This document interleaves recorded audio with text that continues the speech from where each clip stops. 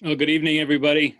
Just waiting for Julie to join us. She should be logging on here shortly, and then we'll begin.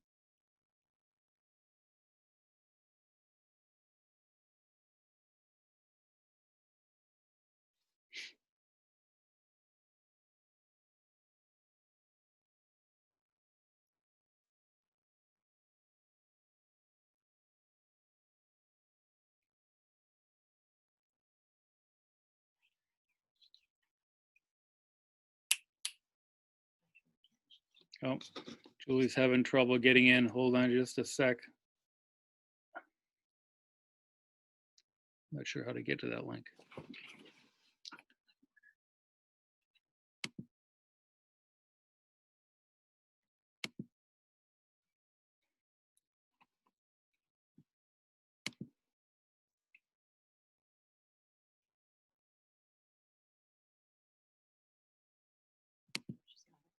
She got it? Okay, she's coming. Sorry, technical difficulties.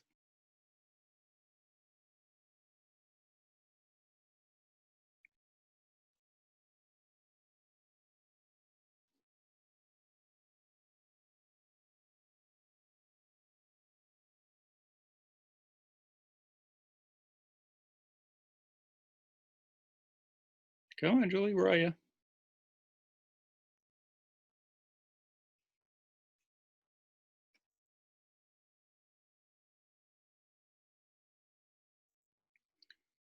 There we go. Hey, Julie, need to turn your microphone on. Your microphone down in the bottom. There we go. Oh, I was on your 1 o'clock one waiting for you, and then I went, wait a minute. So, how are you? I'm very well, and you? Good. Are we the only ones on here? No, we have, if you look down the bottom, you're a panelist, so you can see everybody that's there. If you click on participants, all their names will come up on the right-hand side of the screen. Hello, everybody. There right now are 17 attending. I can see attendees. Good to see who's here. Hi, everybody. Oh, my goodness. Lots and lots of friends tonight. Cool. So are we ready to start?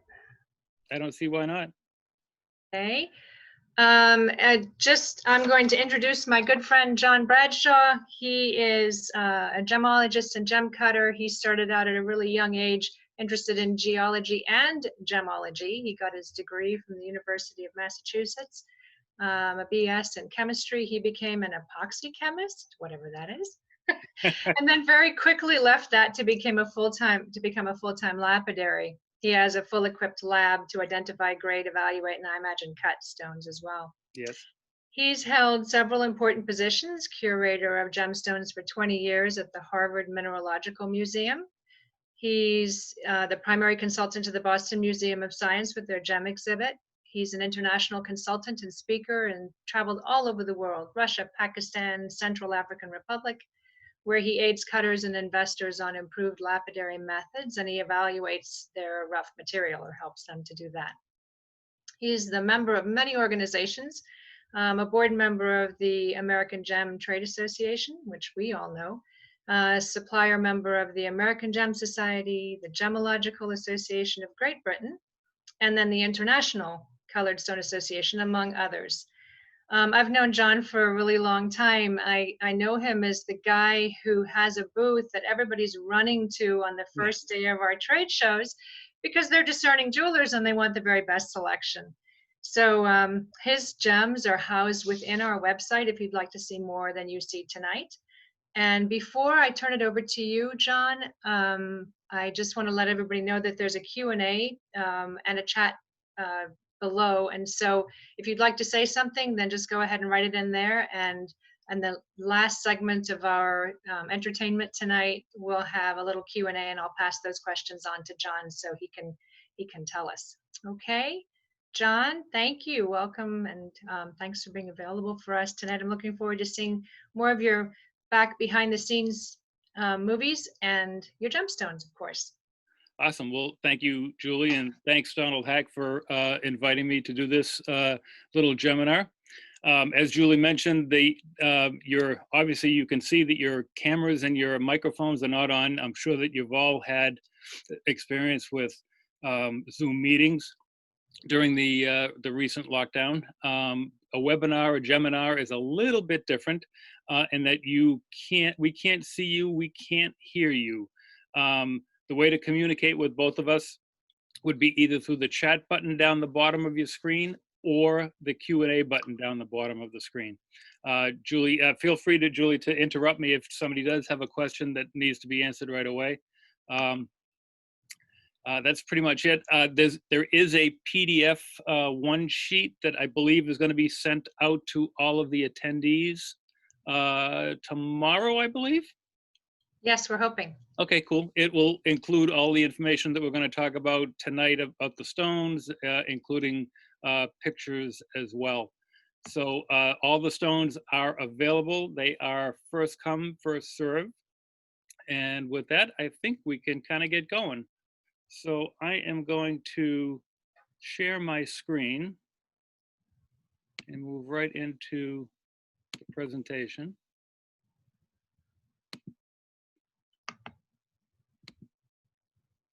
There we go. August 6th, welcome. So we are all certainly familiar with what the world looks like today. These are the continents, this is where they are. If you look really, really close at these continents, can you see them moving at all? Probably not. They are moving, however, they are moving extremely, extremely slowly. About 260 million years ago, this is what they look like. The countries, the existing countries now are labeled here on what the Pangea used to look like. So you can see that the countries were all jumbled up, and slowly but surely through geological processes, the continents began to separate. And this is also when some of the gemstones that we see today began their formations. Zircon is probably the oldest gemstone known. The oldest zircon has dated back to a little over 4 billion years. Sapphires go back about 150 million years. This Pangea was about 260 million years ago. We are going to talk about sapphire a lot today, and this is a rough and cut example from Sri Lanka. And for those of you who don't know where Sri Lanka is, here's a quick little map of Southern Asia. So Sri Lanka is that little island off the southern tip of India, to the left of your screen. It is certainly an isle of gems, sapphires and aquamarines and tourmalines, but primarily sapphires are what it's known for. And I travel there quite frequently. This is what a typical mine would look like in Sri Lanka. They are basically shafts that are dug down to the gravel, to the sapphire bearing gravel. That sapphire bearing gravel can be anywhere from 20 feet down to maybe as much as 100 feet down. And what you need to know is this is all hand dug by hand. There's not a single nail that is put in this structure. The framing, the timbers are all cut exactly to fit. And then leaves, grass, and fern is stuffed behind those twigs to keep the water out of the mine. Although you can see that hose actually takes out any excess water that forms in the bottom of the mine. This may look a little different than a U.S. mine, but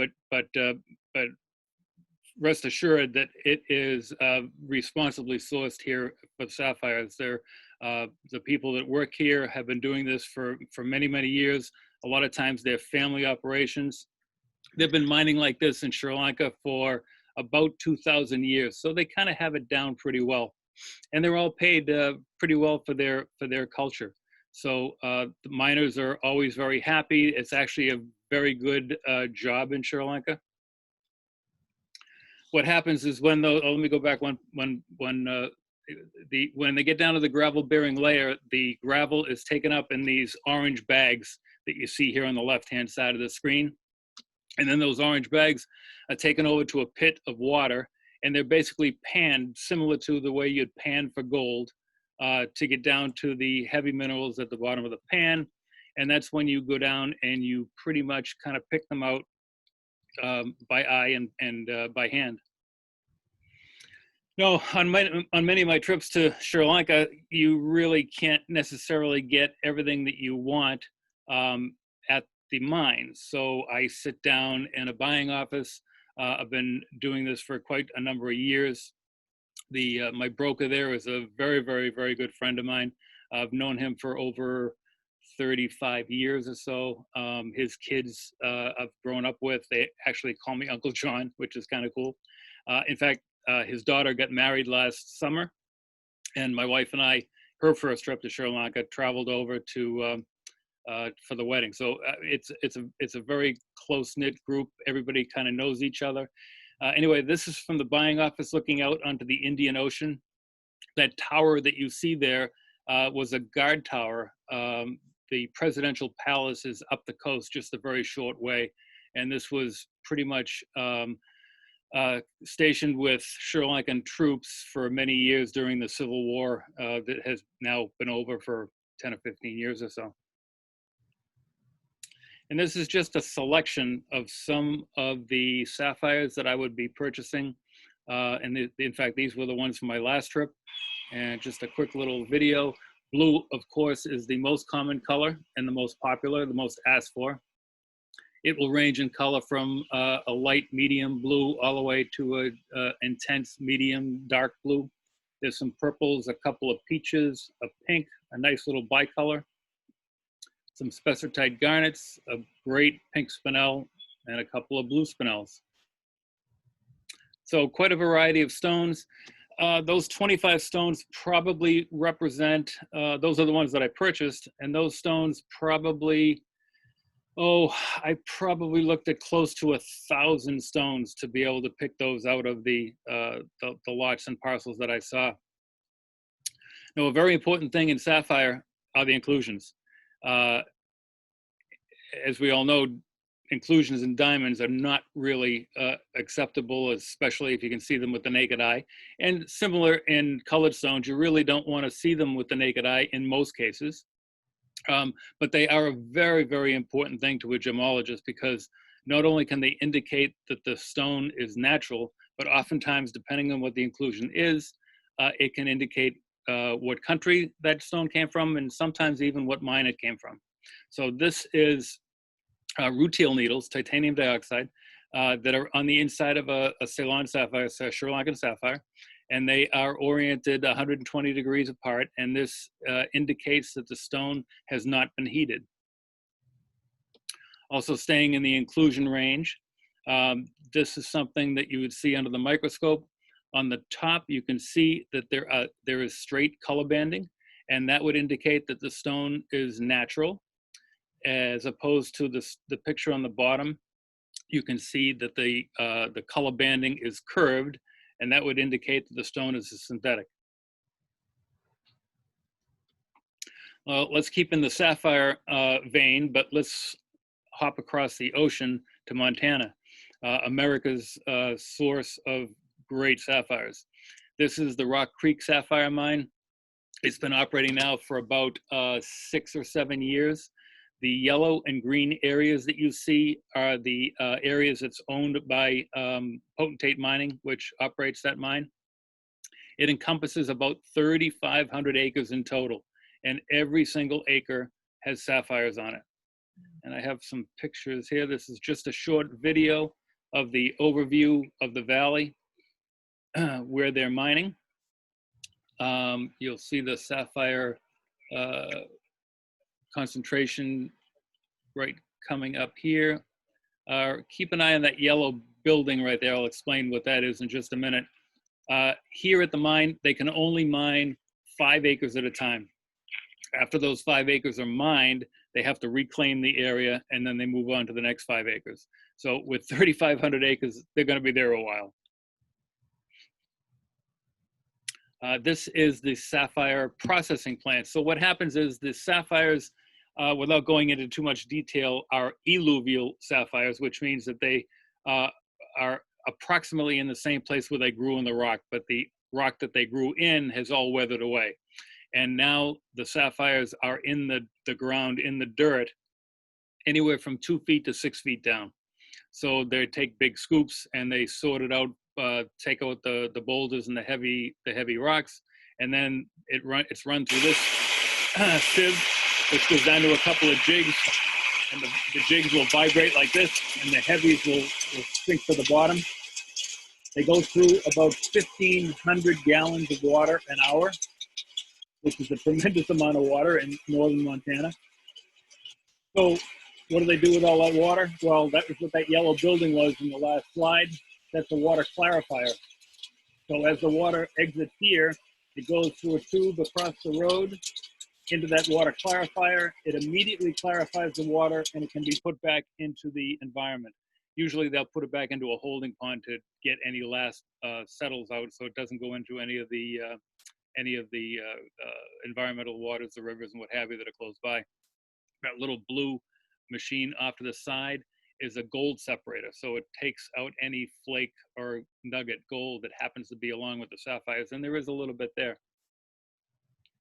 So when those jigs stop and the water is out, if you look here in the center of the screen, those little tiny kind of tealy light green to bluish green pieces, those are all sapphires. That's all sapphire rough, and it's collected and then sorted, and these have been heated, and slowly but surely I'm plowing my way through my sapphire rough. I was just there late last summer and picked up some more material. Great, awesome material. Well, staying in the mining vein, but leaving sapphire for the time being, this is probably the United States' oldest gem mine. It's in Paris, Maine. It's Mount Mica. The first tourmaline here was found in 1821 by Elijah Hamlin, who was a relative of Hannibal Hamlin, who was vice president to Abraham Lincoln. And tourmalines have been mined here at Mount Mica ever since that time, even to this day. And here's a quick little video just kind of honing in on Maine, and then ending with a short little series of photos on cutting the steps of cutting a stone. So this is a small little blast that we set off, and you discover a gem pocket, and that's some of the rough that comes out, which is just tremendous colored material. I've marked it up so that I can run it through the trim saw, and then preformed by hand, and then it's dopped onto a grass dop stick, set into the machine to put the facets on. The rough facets go on first, and then the fine facets, and then the polish. The final polish is there, and then the stone gets transferred. And the same thing happens for the crown, the top of the stone, and voila, you have the finished stone. Beautiful. Thanks. So watching a close eye as I cut is this little guy that sits on my shelf right over my cutting machine. I call him Jasper because that's what he is. It's ocean jasper from Madagascar. I had a small little parcel come in one day, and I looked in the bottom of the bucket, and this guy was staring at me. I said, "Well, this looks like a good mascot to have over my machine to make sure that that all goes well." And he's been up there now for almost 20 years, maybe even a little bit longer, and he's done a good job. Every now and again, I hear him talk, but I think that just might be that I'm tired. This is a quick little video of running a piece through the diamond saw. This is a piece of spodumene, which is a yellow, basically a yellow kunzite. It's a diamond cutting saw. It's wet down with water, keep the dust down.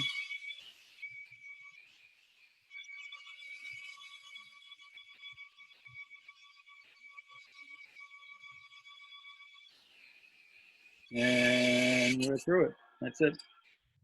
Quick like that, like a hot knife through butter. And you still have your thumbs. I have all of them. All of them. This is a process called preforming. It's really not my favorite thing to do because, oh my God, does it make a mess. This is not a clean profession by any stretch of the imagination. From mining to preforming, it's quite a process. What this does basically is by hand, it gives me the rough shape of what the finished stone is going to be. And it allows me to remove any unwanted areas of inclusions or cracks or what have you. So it's like the brooding of a diamond? Very similar, yeah. Yeah, the brooding for diamond typically is done on a lathe, and another diamond is used to brood it to a round. So yeah, this is similar. Diamond is obviously very hard, and this is sphalerite, very, very soft. And grinds, as you can see, quite quickly. Mm-hmm. And I'll end this slideshow, but I want you to remember this. We're going to talk a little bit about garnet as I show some stones tonight. And this is, garnets are a fascinating group of minerals and gemstones. They are they're not just your grandmother's red stone anymore. From pyrope-almandines and pyrospecitines, rarely do you ever get a pure pyrope or a pure specitine or a pure almandine. It's always a mixture. You can see down the bottom between almandine and specitine. Almandine is iron, specitine is manganese, pyrope is magnesium, and you always get a little bit of each in the mix. And you can kind of tell that by their optical properties and their specific gravities. I love that. I love this whole screenshot. It's just, for the chemist in me, it just makes no kidding. You know, I don't even remember who sent me this graphic, but they sent it to me and I went, oh my God, I love that.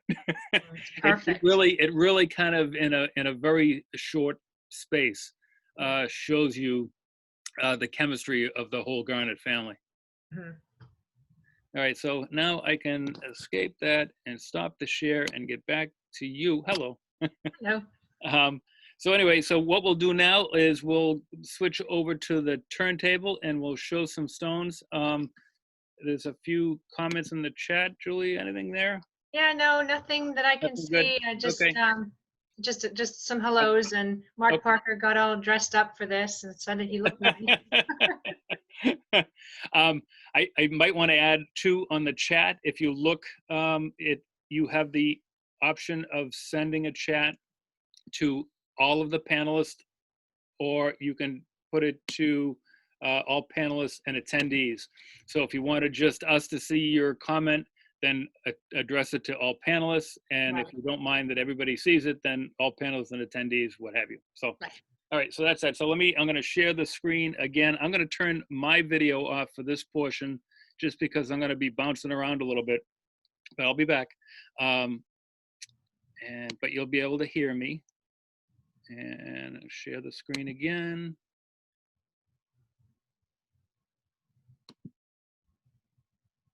Share. Bear with me for just a sec.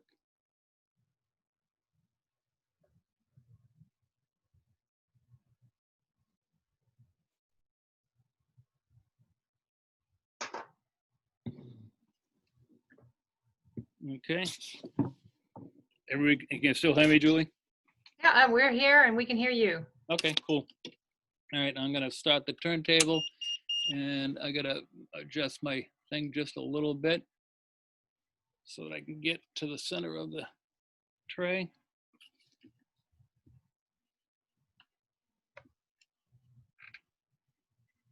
All right, I'm gonna put up the first thing here. We had this in the, there we go. Everybody got that? Yes. All right, cool. So what we have here is 18 karat white gold. These are chalcedony spikes. Coconut agate is the trade name. This is kind of very new material. It's only been found in the last couple of years in Tanzania. It actually contains, alongside the quartz, It's about 2% corundum, which is sapphire. And it makes it very hard, very durable, and it also takes a very high polish. Here we're accenting it with a few little blue sapphires and adds a little bit of pop to the whole piece. This is the pair, the retail on this is $1,250. All right, let me see, up next here. Let's do a Kunzite.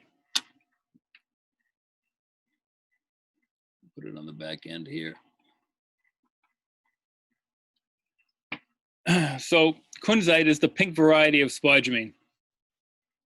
And it was first discovered in the US, in California. George Kunz, who was named after, was a gemologist for Tiffany's. And he was brought out to examine this new mineral that was found in California. And he discovered that it was a brand new, and it was eventually named in his honor. It's still mined in California to this day, but really not in commercial quantities. This is from Afghanistan, and it weighs 16.11 carats. And the retail on this is $1,288. You know, while I'm at it too, I'm just gonna put up a dime here for scale, just so you can see what it is next to something that is about the right size. There we go. John, is it a myth, or is that Kunzite, does it fade, a color fade over time? So when Kunzite, there are a few minerals that do this, and Kunzite's one of them. When Kunzite first comes out of the ground, it tends to be very dark, and then it will fade, but it won't fade all the way to colorless. It goes usually to a light to a medium pink, and then it stops. Could you make it go to colorless? You probably could if you left it in a strong enough light for a long enough period of time. But under normal wear conditions, it's pretty stable after it reaches its final color. Morganite also does the same thing. When it comes out of the ground, it's not pink. It's kind of a browny orange, orangey brown, and then in the sunlight, it actually turns pink. So let us go now to something that I love the name of. I'm going to show you in the tray. These are Mositsit, which is just a fun thing to say, but it's named after a village in northwestern Burma, which is where they're from. It's really not a mineral, it's actually a rock, which means it's composed of several different minerals. Jadeite is one, cosmochlore is another. There are a few other minor minerals in there as well. The jadeite obviously is the green portion. The neat thing about jadeite, everybody knows that the diamond is the hardest substance known to man, but it is not the toughest. Jadeite is the toughest. It's not the hardest, but it is the toughest. So I'm going to throw those on the turntable as well. Actually, I just put one of them there just for reference. Okay, let's go to tourmaline.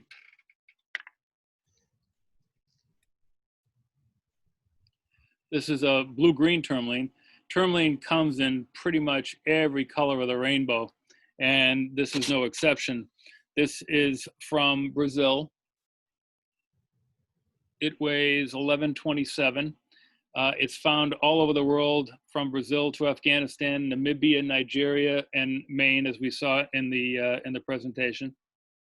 The range of colors runs everywhere from a very pale light green all the way through to a very, very dark green. Usually it has a little bit of an overtone of yellow or blue, and this one has a little overtone of blue. It is 11.27 carats, $2,817. John, someone's asking how much the Mositsit was. Oh, I'm sorry. The Mositsit is $241 for the pair, and they weigh 12.08 carats total weight. That is fun to say. It is. It is. Mositsit. It was funny. I was with a friend of mine, and we were preparing an export invoice to come back into the States, and he's kind of a sapphire guy, and doesn't deal in a lot of other things. And so we were combining our import, and so I had Mositsit on the thing, and he looked at it and he said, Well, that's it. You made that up. But you didn't. All right, let's see. How about an American stone again? This is peridot from Arizona. Certainly one of the best known gemstones from the Americas. This is from San Carlos, Arizona. It's on the Apache Reservation. We have And a couple of August birthdays that are watching. Yeah, absolutely. Well, we have a bunch of stones tonight for August birthdays. Not only peridot, but spinel is now a new birthstone for the month of August. Thank heavens. No kidding. So now we have a whole gamut of color, really, for birthstones for August. Let's put him down there. That one, oops. That one weighs 5.82 carats, and it's $582. They've been mining peridot at on the Apache Reservation now for about 100 years, and that is where you see most of the smaller goods. Most of the Arizona peridot tends to be small. It's usually less than a couple of carats. So this at 5.82 carats is quite large for the locality. It also comes from Pakistan and Burma too. This is a great color. Back to tourmaline we go. This is a pink tourmaline, and that's just a hot color. From tourmaline, pink tourmalines, from cotton candy to salmon to fuchsia and hot pink. There's a color of pink for everybody. This is from Madagascar. It also comes from Brazil as well as California. California has produced a lot of the available pink tourmalines over the years. In fact, one of the old Chinese emperors loved the California tourmaline so much, she bought it almost by the truckload when it was available back in the early 1900s. The cranberry color is highly prized and sought after even to today. This weighs 9.26 carats, $5,093. Yeah, let's get her down on the.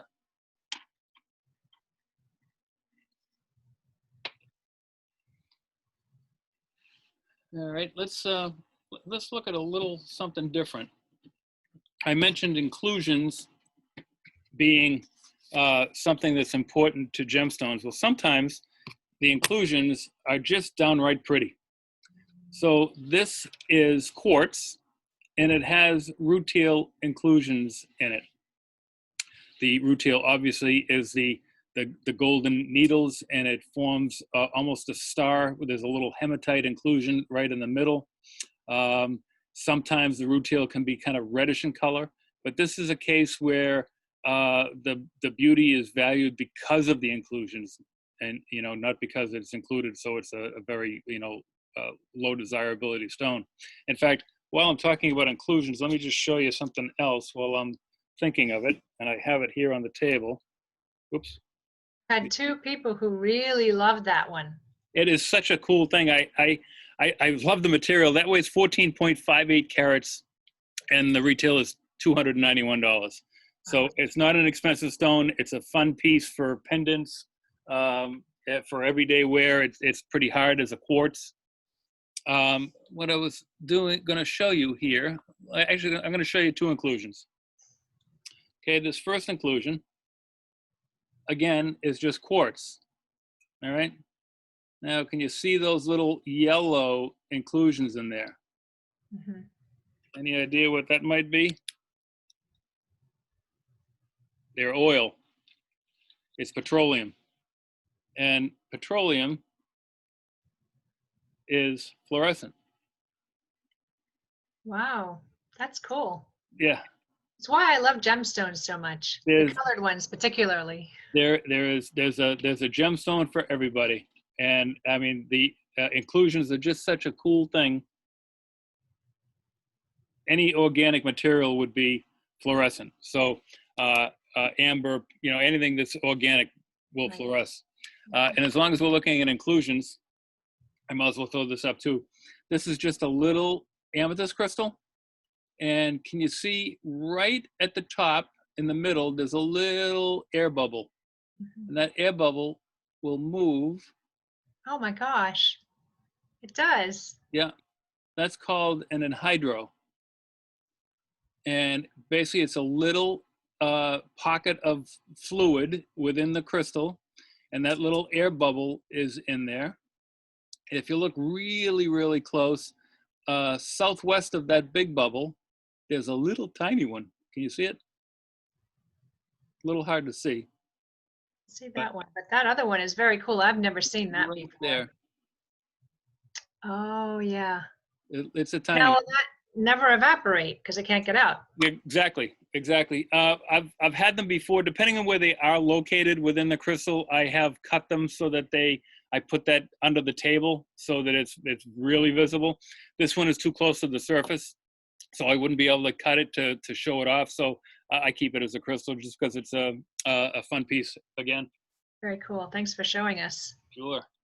All right, now let's hop to this down to Malaya Garnet. So this is very special, and let me tell you why. Malaya Garnet, as we're looking at that garnet chart, Malaya Garnet is a variety of pyrospecitine, the species. So it's not pyrope, it's not specitine. Let me just give a little quick explanation. It's a solid solution series. The best way to explain that is it's part pyrope and part specitine. So if your father was Italian and your mother was Irish, then you would be the solid solution series between the Italians and the Irish. Okay. That's pretty much the best way to describe that. All right. Thank you for that. Yeah, well, no problem. So when this material was first found, it was found in Tanzania, and it didn't fit into any of the categories that existed at the time for garnet. Garnets were just really being studied at the time. And so the natives called it Malaya Garnet, which is Swahili for outcast or prostitute, because Wow. it didn't fit into any of the categories. So, and what's unusual about this, not only its chemistry, but it's huge. This is 12.84 carats, which any garnet that's bigger than 5, 6, 7 carats begins to be very, very difficult to source. Unusual. And this is quite clean as well. Throw them down here.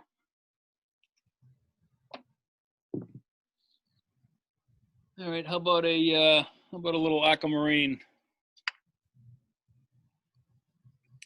Aquamarine is one of the varieties of beryl, and I'm sure that everybody is familiar with the beryl family. I know that aquamarine is a very common stone. It's the birthstone from March.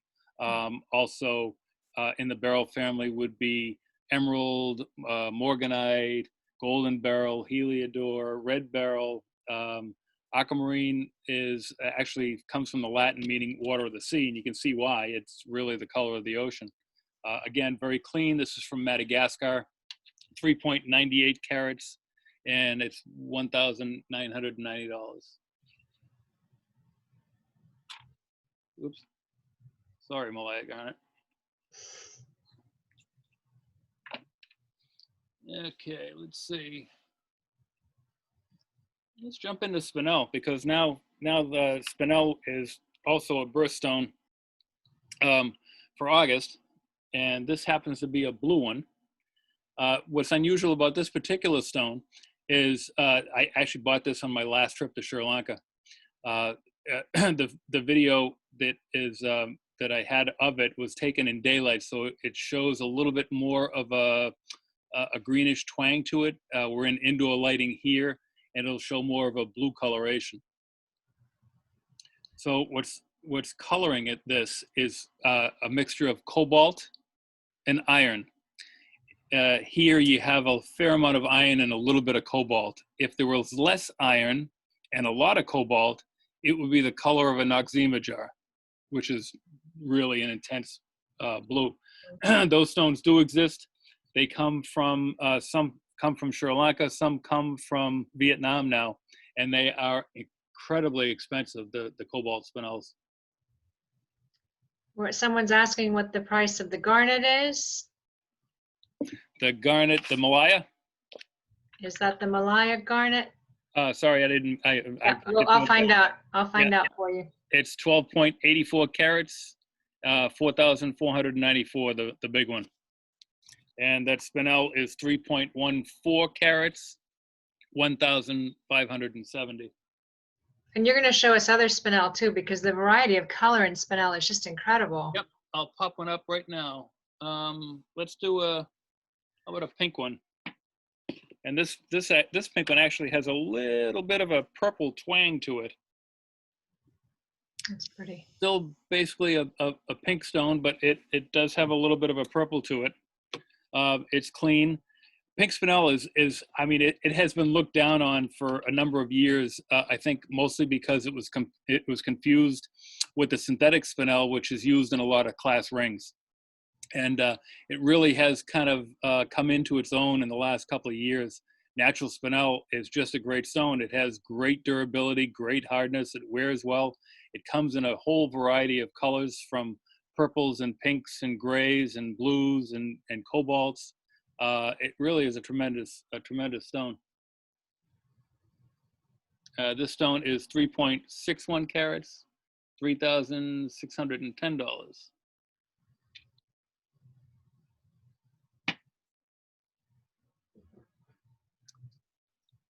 Yeah, let's do another spinel, as long as we're in August. So this is kind of the hottest non-color. It's gray. Oh, yeah. It's the gray spinel is just a, you know, when I first saw it, I went, it's gray. It doesn't have any color. But what it does do is it pairs unbelievably well with diamonds. It pairs well with other colored stones because it's a neutral color. But it ranges pretty much from a kind of a silvery gray all the way down to a charcoal gray. And very strangely, Jennifer in our store has put it in a rose gold. And at first I turned up my nose at that, but it is absolutely beautiful in rose gold. Yeah, is it set with a couple of diamond accents? Yes, and it's absolutely beautiful. That rose tone underneath it just sets it off. Absolutely, Pretty. yeah. This one weighs 2.70 carats, $756 is the price of that stone. Availability as far as gray spinel goes, it's all from Burma. They can get up to, they can get quite large, but usually anything over 4 or 5 carats begins to be really quite large. How about a chrysoprase? So chrysoprase is a variety of chalcedony, which is in the quartz family. This particular material comes from Queensland, Australia. It owes its color to small little traces of nickel, sometimes with a little bit of iron mixed in. But this is great material. That it really kind of has that spring green pop that looks great after a long gray winter. Although in North Carolina, you don't get as gray a winter as we do. Oh, thankfully. This pair here is 17.83 carats, and for the pair is $427.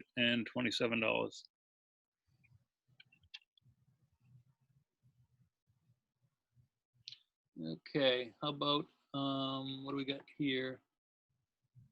Let's do another pink tourmaline. Actually, this is a stone that I just finished cutting.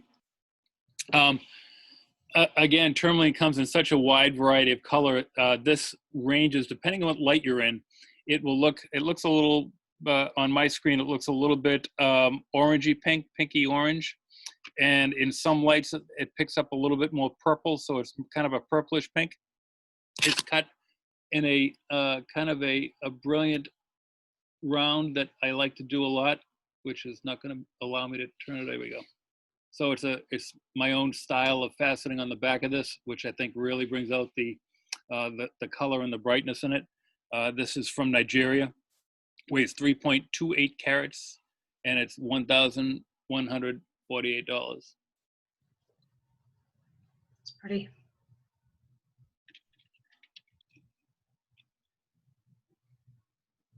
Okay, let's see.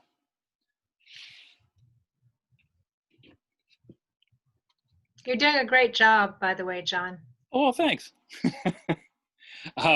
This is a golden beryl, which is again in the beryl family. along with emerald, aquamarine, morganite, what have you. What we have here is material from Brazil. It is colored by iron. I should have mentioned when I had the aquamarine up, in fact, it's coming by now, right there. But aquamarine is colored by a certain type of iron. Golden beryl is colored by a different type of iron. So in one you get yellow, and in one you get blue.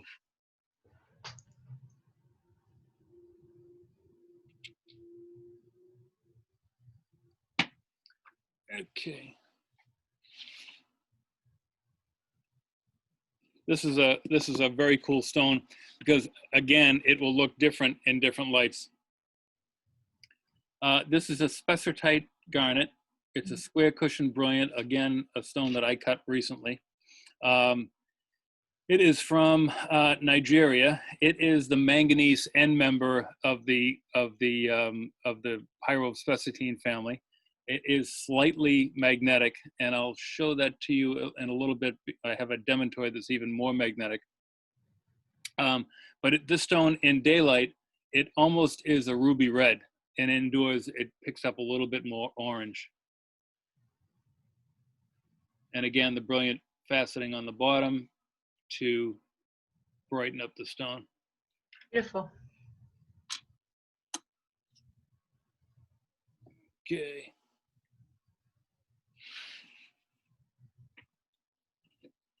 Well, I've mentioned morganite a few times, so I might as well put one up. This is the pink species of beryl, and this is more of a salmon color. So morganite occurs naturally in Nigeria, in Brazil, in Madagascar, and in Maine.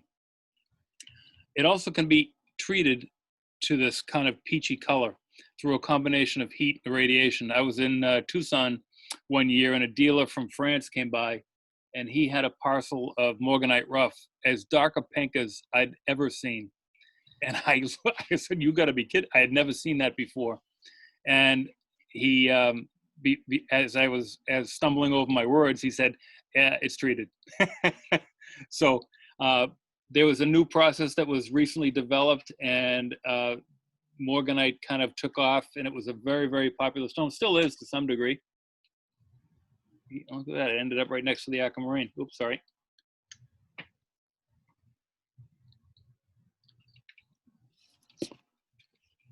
All right, how about an orange tourmaline? How much was that last one? Oh, I'm sorry. That morganite is 2.36 carats, and it's $377. You cut out there just for a minute. 377? 377, yep. Okay. Yeah. Okay, back to the orange tourmaline. This is from Nigeria, and this is kind of what you get if you have a pink and a green bicolor, but you cut it down the C-axis. You kind of get this orangey apricot type flavor, and I think it's a really pretty color. That's gorgeous. It's really bright, really cute. This one weighs 5.99 carats, and it's $2,995. Mm-hmm. It's really beautiful. It's a great stone. And John, you cut all of these, correct? I cut a lot of them. Yeah, I didn't cut every last one of them. The Malaya Garnet, I did not. I did repolish that one. The Kunzite, yes. A lot of them I did cut, yes.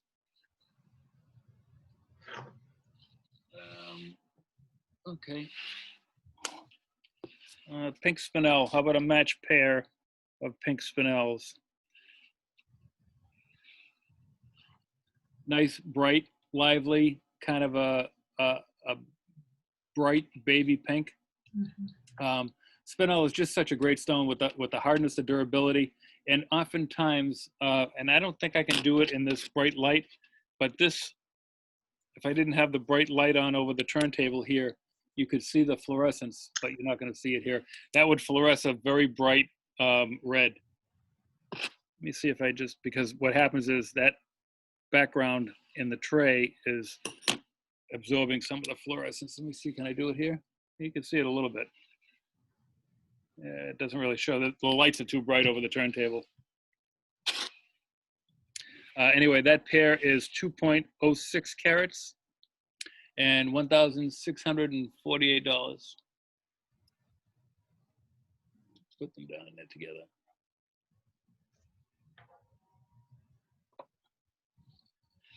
Okay. Well, we go to a sapphire.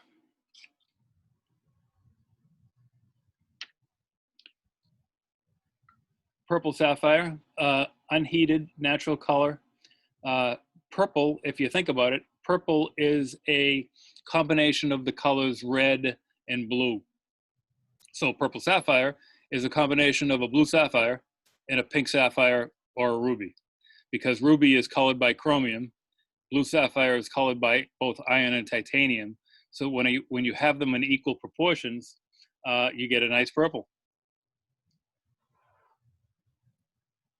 That one is 3.37 carats, unheated again, 6,740. Getting lots of compliments on that one. That's a great piece, great piece.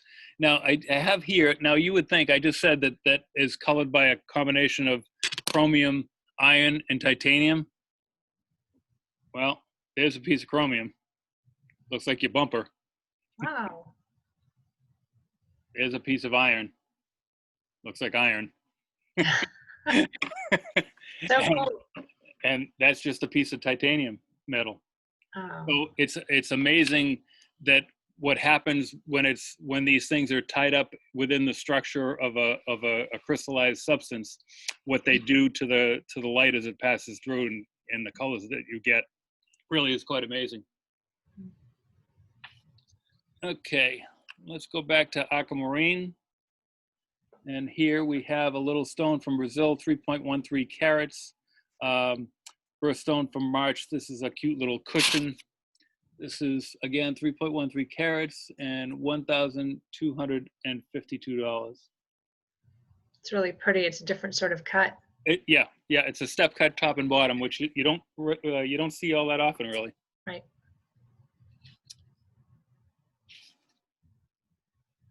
So this, it's little, but I like it. This is really a hot pink spinel. It's just a shade away from being red. I can see on my screen it looks a little bit more pink than it does in hand.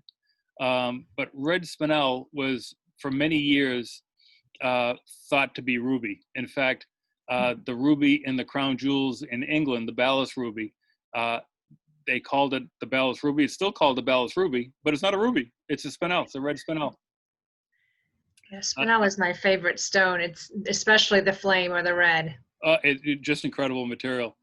This one's from Sri Lanka, just a little 92 pointer and $644.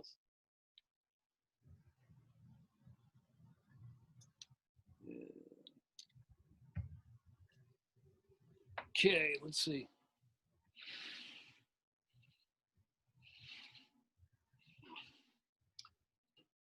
So this is a stone, again, that has, oops. Dropped it. How'd you tell? I heard it go clink. So this is a Savory Garnet, again in the Garnet family. And what's very cool about this is Savory is a variety of Rhodolite Garnet. It was discovered only in 1968 in Kenya. And it was discovered actually by a friend of my, a very good friend of mine. His father lived and prospected in Africa. One day while prospecting in Kenya, he was trying to get away from a water buffalo, which can be a nasty critter. And he kind of jumped down the side of a hill to get away from it. And at the bottom of the hill, he came up with this little green crystal that he didn't know what it was. Oh, it was meant to be. It was meant to be. So it was actually named by Tiffany, the jeweler in New York, in honor of its origin, the Tsavo National Park in Kenya. It's pretty.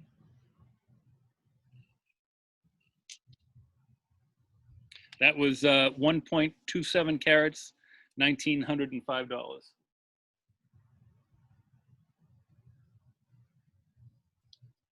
right, let me go back to a Malaya Garnet. Again, that kind of burnt ember orange from Tanzania. in the pyrospecitine series. This one weighs 3.83 carats. More of a standard size than that big honker 12 carat stone. 3.83 carats, and it's $459. It's really pretty. Okay, you know what? Let me throw this up because I did mention it just a few minutes ago, and we're talking about garnets. So this is a Dementoid garnet. Yeah. Unbelievably bright for a garnet.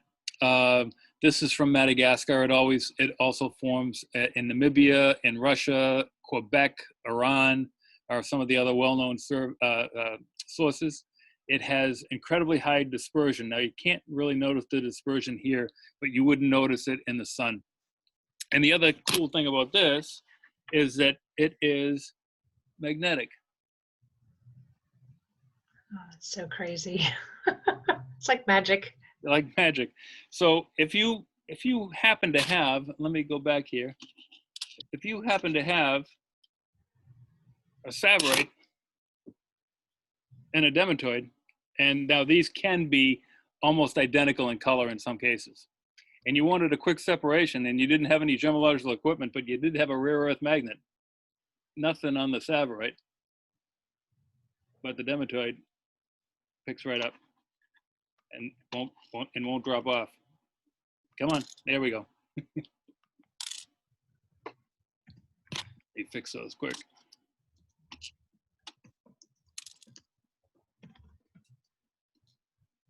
Okay.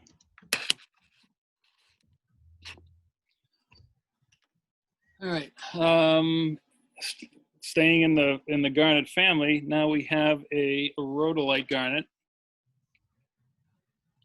which typically rhodolite will be in the pyro-almandine series, and it always has just a little bit of a purplish twang to it. This is from the Mahenge area of Tanzania. And the nice thing about garnets too is that for the most part, they are all untreated. This one is 2.23 carats, and it's $267. John, what was the price of that Dementoid? The Dementoid is 76 points, and that is $760. Okay, thank you. Sure.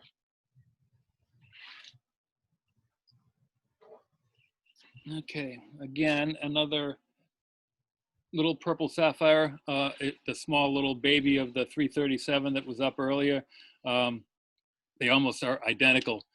Again, very bright. This is from Sri Lanka. Carat 91, also unheated, $2,292. It's beautiful. Well, they're all beautiful. I mean, They are all beautiful. they're particularly all beautiful altogether. You know what's funny is you know, I sell for the most part loose stones, and I rarely see where they end up. Every now and again, somebody will send me a picture of what is made with them, and I'm always amazed. We forget to do that for you. We'll do that. We'll make a note. It's a deal. Jennifer, let's make a note. It's a deal. So this is kind of a fun stone. This is, again, a stone that I bought on my last trip to Sri Lanka. It's a color change sapphire. Now it looks more blue here because the lights here have more of a cool glow to them. What's unusual about a couple things that are unusual about this. When I buy in Sri Lanka, I'm pretty much buying in natural daylight outside. And I bought this stone because it was a beautiful blue color. And it was a large round. I think I don't have the dimensions, but I think it's an 8 millimeter, maybe an 8.5 millimeter round, which is huge for a round sapphire. So we negotiated on the price, and I bought it and did the export from Sri Lanka, the import here, and I'm in my office at my desk, and I'm unpacking the stones that I brought home, and I opened this, and it was purple. I said, I didn't buy a purple sapphire. Well, I took it outside and it turned blue. I said, oh, it's a color change. So every now and again, you can get surprised. This one weighs 4.15 carats. It's clean, $9,130. Great stone.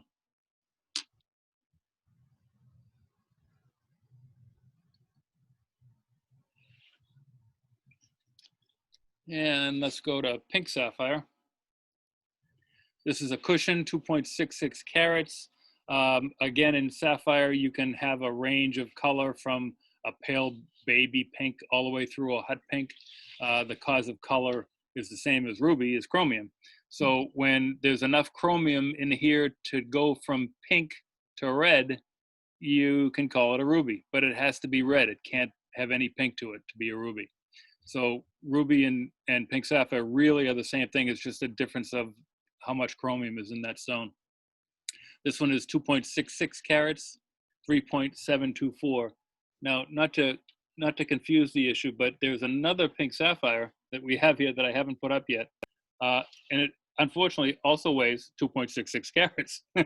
And you know what? I'm going to put that one up right now if I can find it here. Yep, that's it. This one also 2.66 carats. Here the color is a little bit richer, has a little bit of a purple twang to it. So this one is 2.66 carats also, but a little bit more intense in color, $6,384. Beautiful, so strong in color. It's a great color. Actually, that turntable is getting quite colorful, isn't it? It is, it's beautiful. Now, I haven't shown a blue sapphire yet, so let me throw one up here. This one is a carat 65.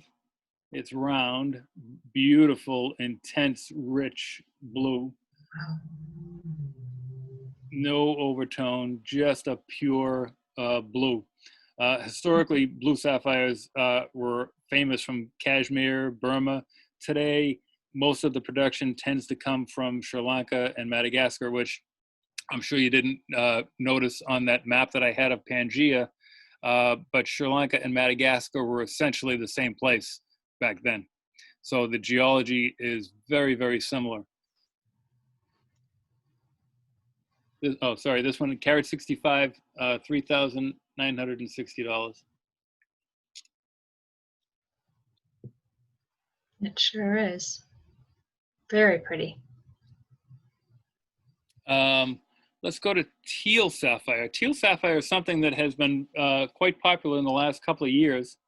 And it's a kind of a mixture of green and blue. Oftentimes you'll see a little bit as you tilt the stone, you'll see both colors. Sometimes you'll see a little color zoning. But teal has been increasingly popular in the last couple of years. A lot of the sapphires from Montana tend to be a tealish color. They also can come from Madagascar, Australia. This one is 2.06 carats, and it is $2,266. Someone's asking if you have any Montana sapphires to show. I do have some. I'm working on some cutting right now, so I don't have any to show tonight, but I will have some in the not too distant future. Next time. Next time, there you go. Most of the Montana sapphire from Rock Creek tends to be small. Most of it is less than a carat. There are just a very small percentage of stones that come from Montana that are over a carat. All right, let's see. Pink sapphire, again, 2.35 carats. Again, Sri Lanka, again, more to the fuchsia, kind of a hot pink color. Again, all of the pinks tend to be just a little bit different color. There's got to be a color of pink for everybody's palette. This one at 2.35 carats, $5,640. Jennifer, you'll have to tell me if you're asking about the bicolor sapphire. You say, show the bicolor sapphire. Did you mean the teal one, the blue-green, or did you mean a different one? You have to put it up there. The teal one I just showed. I do have a bicolor. Yeah. I do have a bicolor coming up right now. Oh, good. Is that the one you mean, Jen? You have to tell me. Bicolor? Okay. Yeah, go ahead. Bicolor coming up. That's the one. This one is from Madagascar. It has a clear blue and yellow zones that you can see. I'll try and flip it over a little bit so you can see it a little bit better. Can you see that yellow zone and that blue zone. And as you look at it from the top, you get not only a little bit of yellow and blue, but you get a little bit of mixing of those two colors, so you get some of the green. So kind of a very unique piece. Carat 75, $1,400. That's really beautiful.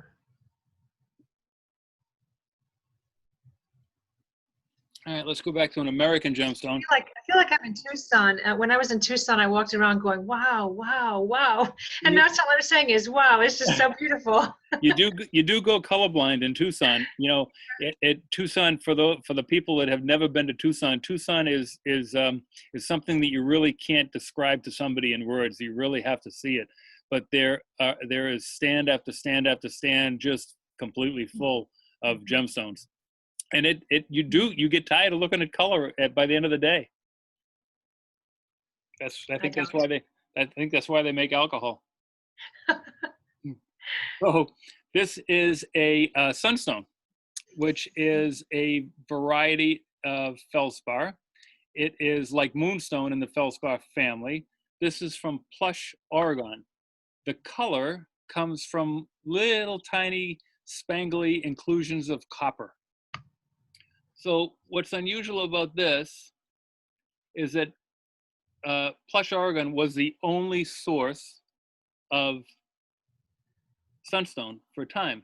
And then all of a sudden, on the market, came this flood of feldspar, supposedly from Tibet, that was a bright red. Well, come to find out, that was treated material. This is completely natural, and if I flip it upside down, you can see a little bit of that schiller. It's a little hard to see, but you can see a little bit of that schiller right there.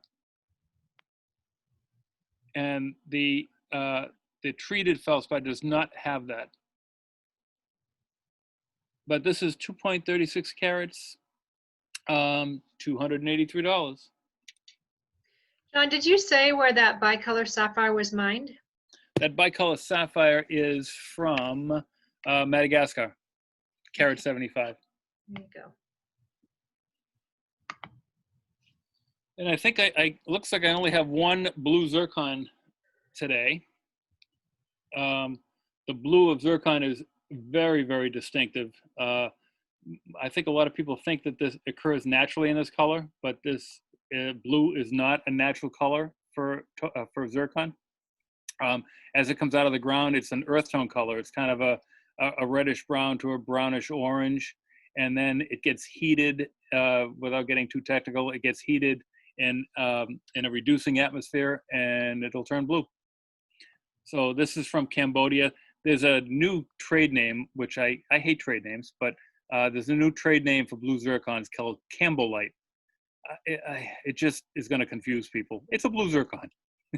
This is 2.88 carats, and it is $720. I have another question about that bicolor sapphire. Justin said, what causes that bicolor? So the bicolor, in the bicolor, you have some yellow and some blue, right? So Okay. The blue in sapphire is a combination from chromium and iron. A combination of titanium and iron. The yellow is a little bit more difficult to explain. It comes from a little bit of iron and also from the result of a color center, which means there's a void in the sapphire structure. And as the light goes through that, it affects it that way. So when you have a little bit of blue and a little bit of yellow, what do you get when you mix them? You get green. Yeah. So the old what was the Ziploc bags? It was blue on one side and yellow on the other. Yellow and blue make green. That's how you tell it was closed. So it's very similar, same thing. Yellow and blue make green. So in that bicolor sapphire, you'll retain some of the blue look depending on what angle you're looking. You'll see some of the yellow look depending on what angle you're looking. Right. But overall, as the colors mix, you'll see a little bit of green. And this is a chrysoberyl. Most people are very unfamiliar with chrysoberyl. They are familiar with alexandrite, which I do have one when we're closing in on the end of it here. But this is what chrysoberyl looks like if it wasn't alexandrite. It is typically a light yellow to medium dark yellow. This is from Tanzania.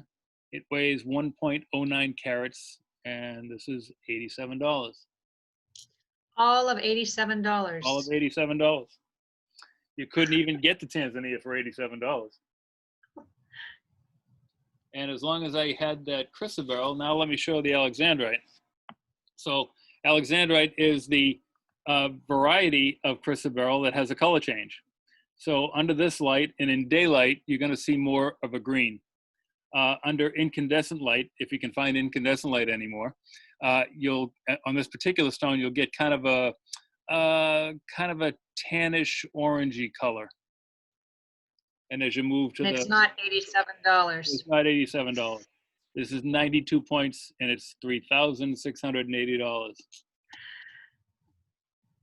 Very special stone. It is. One more blue sapphire. We got 3 stones left. This one is a 107. Again, a very good color of blue from Sri Lanka. Clean. It has a little step cut bottom and a brilliant cut top. It's a mixed cut. 1.07 carats. It's $2,354. It's pretty. Okay, and let's see. I'll have one more teal sapphire.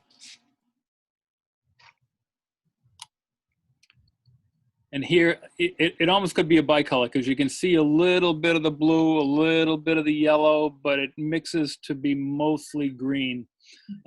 This one is not Madagascar. This one happens to be Australia, and it's 1.06 carats. I was actually at that mine 2 years ago.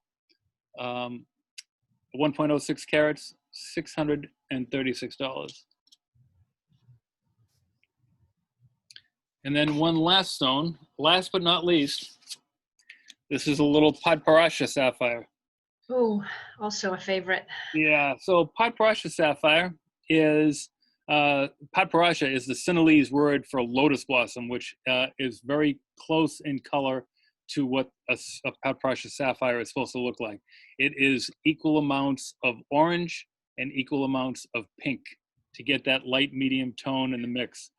Sometimes they will look a little bit pink until you put it next to a pink sapphire, and then you see the orange tone.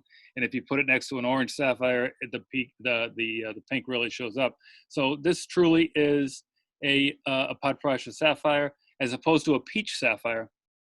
Peach sapphire to me is more of a yellowish orange with no pink component. Anyway, this is a carat 15, very, very unusual to get Padparachas, or as they call them in Sri Lanka, Padparacha. Carat 15, $4,140.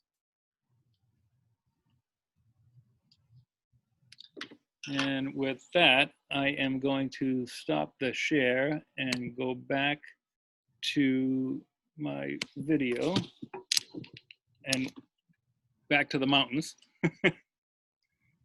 What is that mountain? So that is Mount Rakapushi. I've taken pictures all over the world, and this is one of my favorite pictures that I've ever taken.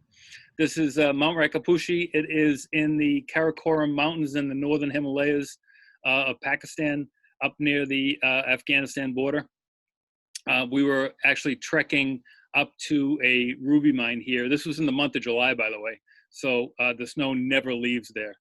But the scenery is just tremendous. I often say that you know even the best picture doesn't relay what the scenery looks like in person, but this picture is pretty close. So a couple times we've been asked if we're going to get a sheet, and yes, there will be a sheet with pictures and prices. There'll also be a recording that will go out again that you can, I believe, forward on to people if they'd like to see it. People are saying they want the Rhodolite Garnet, and this one, Melissa asks, do you do the mountains and the beach backgrounds on purpose or just by happenstance? No, mine is on purpose. I searched for this. Is partially why I was late. This is Turks and Caicos, and yeah, it's just Nice. my So fun life. you're at sea level and I'm not. I am. Yeah. Any other questions for anybody? You've done such a great job, John, and as usual, you know your stuff. You're such an Thanks. expert. That was a lot of fun, and I hope that we get some good questions from people. I can forward them on to you. Yeah, sure, absolutely. Anytime that anybody has a question from tonight, certainly get in touch with you, and you know where to find me. I think you mentioned tonight that all the stones that we showed here tonight are going to be sold, first come, first serve. I will get whatever stones that are required down to you in the next few days. I guess is the one sheet, the PDF one sheet, is that going out tomorrow, I think? It should go out tomorrow, as far Okay. as I know. Okay, cool. Yeah. All right. All right. Very good. Well, thanks again. That was fascinating. Awesome. And we're getting a lot of thank yous from everybody. So Awesome. good job. Thank you, good everybody, job. for tuning in tonight, and thank you for listening, and glad to show you a little bit of what I do on a day-to-day basis. Great job. Awesome. Bye, Thanks, Julie. See you now. Okay.